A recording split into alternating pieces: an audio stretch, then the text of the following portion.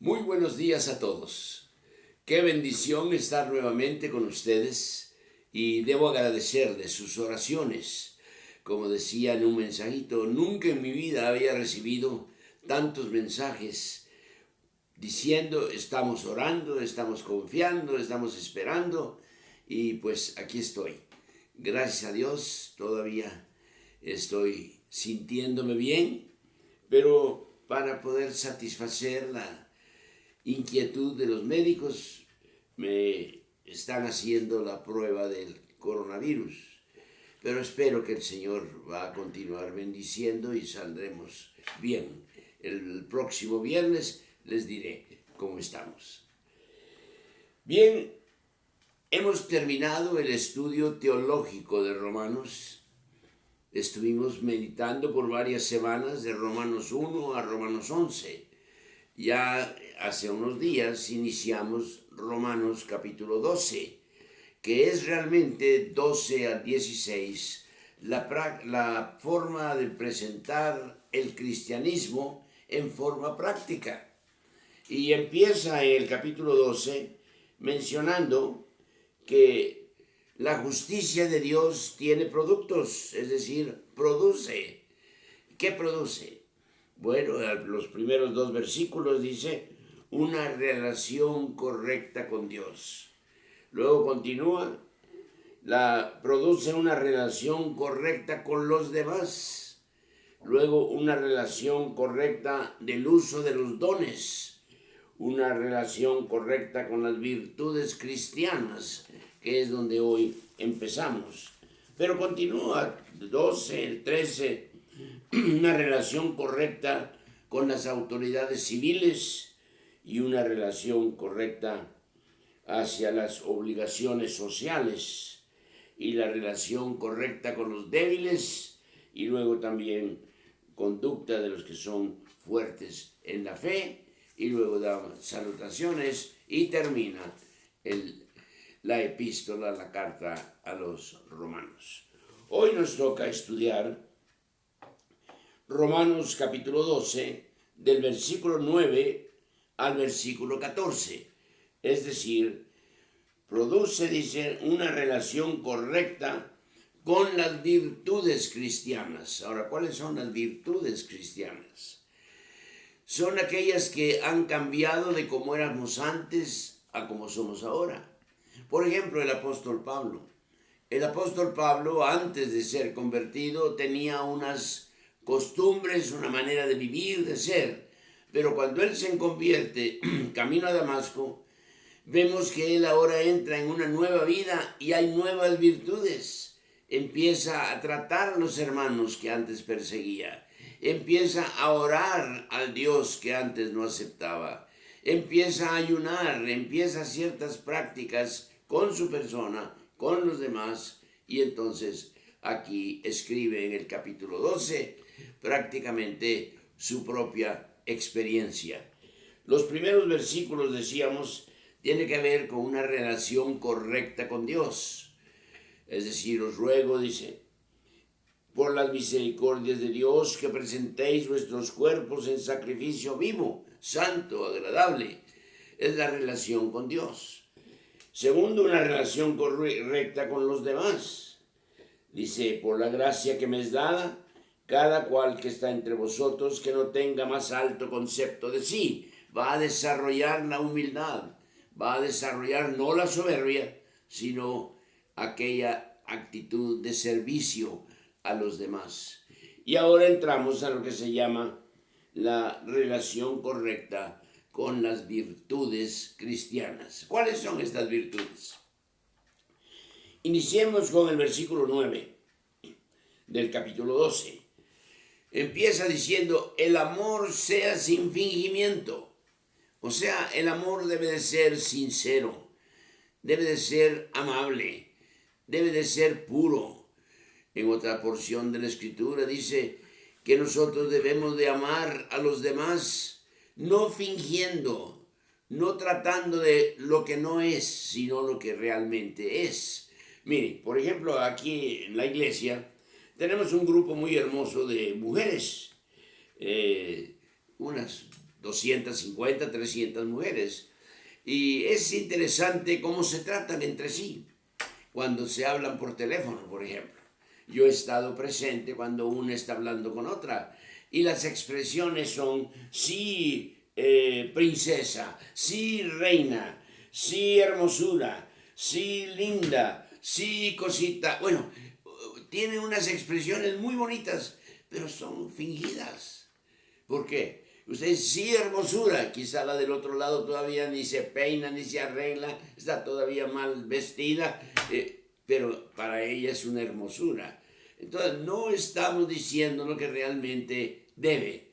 Mejor decirle hermanita en Cristo o algo, pero estos nombres muestran hasta cierto punto, qué bueno que existen, pero es un amor fingido. A eso se refiere el apóstol. Que no hagamos cosas, que no, digamos, tengamos expresiones que no son reales. Solo hasta cierto punto animan al otro, le engañan al otro o el otro se hace sentir mejor. Bueno, dice, yo os ruego, hermanos, que os améis unos a otros sin fingimiento. Aborreced lo malo, seguid lo bueno. ¿Sabe usted que la descripción que Salomón da en Eclesiastés sobre el temor a Dios, dice, aquel que teme a Dios aborrece lo malo? Esa es la señal. Y si usted está en Cristo, usted no puede amar lo malo. No puede vivir en la carne, como decíamos hace 2 semanas. Había un jefe indígena hace años, una historia, que tenía 2 perros. Perros de esos buenos, bravos. Uno era blanco y otro era negro. Y a él le encantaba verlos pelear. Y alguien le dice, Señor, dice, ¿y cuál de los 2 va a ganar? ¿El blanco o el negro? Y dice, gana al que más alimento. Así, si yo alimento más la carne, yo voy a ganar carnalmente. Si yo alimento el espíritu, yo voy a ganar espiritualmente. Hermano, nosotros tenemos que aprender a aborrecer lo malo, es decir, no poder llevarnos con él. La amistad con el mundo, dice, es enemistad con Dios. Y no podemos estar sirviendo al mundo y a Dios. Tenemos que escoger. Bueno, en cuanto a honra, prefiriéndonos los unos a los otros, casi lo mismo que le dice allá en Filipenses a los cristianos, que no se sientan unos superiores a otros, sino más bien considerad al otro superior a ti mismo. Qué hermoso, ¿verdad? Pensar que yo no estoy sobre mi hermano, sino que él está sobre mí, aunque no sea así. Pero nuestra conducta va a mostrarnos nuestra humildad también, y no nuestro orgullo o nuestra soberbia. Bueno, gozosos en la esperanza. Para mí el vivir es Cristo, dice Pablo otra vez en Filipenses, y el morir es ganancia. Lo hemos dicho antes, es decir, el gozo viene de adentro para afuera. Por lo tanto, ¿qué es lo que me hace a mí en momentos difíciles estar gozoso? Es el Espíritu de Dios. El gozo es parte del fruto del Espíritu. De modo que si yo estoy en Cristo, yo voy a gozarme, aunque esté pasando momentos difíciles. Miren ahorita muchas de nuestras familias aquí en Puebla, algunas de la iglesia, han sufrido, han perdido seres queridos. Tienen quizá mamás, esposas, esposos, hijos enfermos con esta pandemia. Sin embargo, no pueden perder su gozo. Qué hermoso es cuando vemos al cristiano en medio del dolor cantar al Señor. ¿Se acuerdan de Pablo y Silas en la cárcel? Con la espalda lacerada, puestos en el cepo, aquel aparato que les impedía moverse, sus manos fijas, sus pies fijos. Y dice la Escritura que a medianoche, yo me imagino, Pablo, que era el predicador y normalmente el predicador siempre tiene su cantante, ¿se ha fijado? Por ejemplo, Billy Graham tenía Beverly Shea, y así cada uno de ellos tenía su cantante. Luis Palau tenía el suyo, Moody tenía el suyo, Spurgeon tenía el suyo. Y yo creo que aquí en este dúo, Pablo era el predicador y a lo mejor Silas era su cantante. Y allá a medianoche le dice Pablo, Silas, ¿por qué no cantamos algo? Lo lógico hubiera sido, pero Pablo, ¿cómo vamos a estar cantando como estamos aquí encerrados en un calabozo? Estamos sufriendo en un lugar que apesta, en un lugar oscuro, y tú todavía dices cantemos. No sé qué himno cantaron, hermanos. La Biblia no lo dice, pero seguramente pensando en el dolor de la espalda y todo, han de haber cantado, si hubiera existido, cuán hermoso es vivir con el Señor, pero grande gozo, cuán hermoso es el que el Señor me da. Bueno, entonces dice Pablo, amaos con amor fraternal, en cuanto a honra, prefiriéndonos los unos a los otros, en lo que requiere diligencia, no perezosos, fervientes en espíritu, sirviendo al Señor.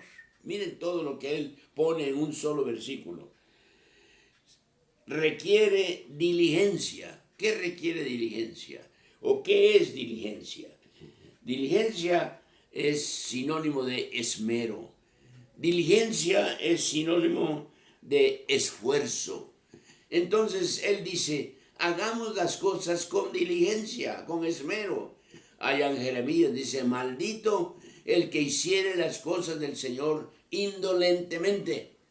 Entonces, aquí nosotros tenemos una advertencia, que debemos de trabajar para el Señor con esmero. Debemos de trabajar con diligencia, dedicados, no perezosos, fervientes en espíritu, ardiendo pues, vivos, no apagados, sino dice, sirviendo al Señor. Servid a Jehová, dice el Salmo 100, con alegría. Mostrad de veras que está gozoso, está alegre por las circunstancias que le rodean y gozoso por lo que usted se experimenta en su propio corazón, pero sirva al Señor. Bueno, en el siguiente versículo dice, gozosos en la esperanza, pero luego sufridos en la tribulación, constantes en la oración. ¿Sabe que la oración es una de las virtudes más descuidadas? Los grandes hombres de Dios dedicaron horas a la oración. Martín Lutero decía, mi día no va a producir nada positivo si no dedico por lo menos 4 horas en la madrugada con el Señor. Hermanos, a veces nosotros ni 5 minutos. Salimos corriendo al trabajo, salimos empujando a los niños a la escuela, vamos a ver el carro que esté bien, salimos y ni siquiera nos acordamos de orar con la esposa que queda.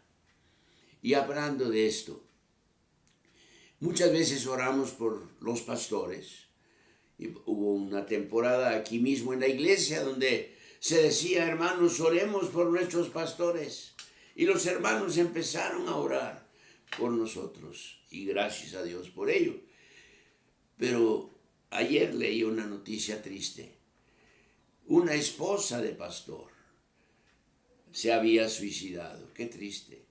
Y él mismo dice, nunca me di cuenta, dice, qué era lo que ella experimentaba en ese puesto. Por eso es que Pablo dice, oremos unos por otros. No sabemos cuál sea la necesidad, pero hermano, ore por su hermano y ore por la esposa de su hermano. Ella se queda en casa muchas veces, o ella sale a trabajar también. Los niños tienen que ir a la escuela, pero ella regresa a seguir trabajando hasta altas horas de la noche. Oremos unos por otros. Y cuando usted ore por su pastor, ore por la esposa de su pastor. Usted ora por un hermano, ore por la esposa de este hermano. Bien, constantes en la oración. compartiendo, dice, para las necesidades de los santos. ¿Qué énfasis más claro hace otra vez el apóstol aquí? Allá en Gálatas escribe y dice, hermanos, haciendo bien a todos, pero especialmente a los de la familia de la fe. Es decir, yo tengo responsabilidad de ayudar a aquellos que están en necesidad. Puede ser mi vecino, puede ser un compañero de trabajo, puede ser un amigo de la escuela. Yo tengo obligación de ver qué puedo hacer por él, pero tengo más obligación por los santos que también están pasando por situaciones difíciles. Ahora está muy de moda repartir despensas. Y créame que si repartiéramos a toda la ciudad, no alcanzaríamos a hacerlo. No hay suficientes. Sin embargo, como iglesia hemos ayudado, pero nos hemos concentrado más en los hermanos de la iglesia que están necesitados. Recuerden, no estamos exentos, hermano. No estamos exentos de cualquier problema como los del mundo, como los de afuera. La diferencia es que no estamos solos. Dios envía ayuda y la envía en forma que nosotros ni esperamos. Cuando Elías estaba allá en la cueva escondido, agotado por haber corrido tanto huyendo de Jezabel, Dios le manda cuervos para que lo alimenten. Qué hermosa expresión. Seamos cuervos para ayudar a los santos que están en necesidad. Y continúa el apóstol practicando la hospitalidad. Este es otro método, otra manera de mostrar que estamos cuidando unos por otros. ¿Se acuerda de Eliseo cuando pasaba por la casa de un señor acaudalado? Y la esposa le dice al marido, oye, yo veo que este profeta pasa y nos saluda, se detiene, pero sigue su camino cansado. ¿Por qué no hacemos un cuartito? ¿Por qué no hacemos algo donde él pase y pueda sentarse y descansar y dormir? Le damos una cama, una mesa, una lámpara. Y aquella mujer sintió que debería de desarrollar la hospitalidad. Hermanos, la hospitalidad no es solo dar una cama. La hospitalidad también es que el hermano se sienta a gusto, que no está solo. Miren, en estos días de la epidemia hemos tenido que sufrir soledad algunos. Yo en lo personal estuve 14 días encerrado. Ahora, gracias a Dios por los hermanos que llamaban, oraban, algunos venían hasta la puerta y se iban. Parecía que yo tenía que decir inmundo, inmundo, a que se fueran, ¿verdad? Pero no, ellos venían y estaban dispuestos a estar un ratito, aunque sea a través de la puerta de la reja. Hermanos, Dios quiere que practiquemos la hospitalidad también, que el hermano se sienta en casa. Esa es una expresión muy nuestra de México. Está usted en su casa, pero no es cierto, ¿verdad? Yo entro a visitar a algún hermano y dice, esta es su casa. Yo podría decir, pues deme las llaves y ustedes se van y yo me quedo, pero no, no es eso. Es, hermano, siéntase como en su casa. Siéntase porque aquí está usted con un hermano en Cristo que le va a recibir como le reciben en su propia casa. Bueno, continúa el apóstol con otras virtudes. Mañana serán cubiertas por otro pastor de la iglesia. Pero lea usted otra vez Romanos capítulo 12 y empiece con el versículo 9 mencionando estas virtudes cristianas que debemos nosotros de practicar. Si no las está practicando, de acuerdo a lo que hemos leído y estudiado, dígale, Señor, ayúdame para que yo sea de veras un cristiano que muestre la justicia de Dios a través de las virtudes que yo desarrollo contigo, con los demás, con los débiles, con aquellos que necesitan, con mi hermano. Pero tenemos que mostrar que la justicia de Dios produce y produce frutos para su gloria.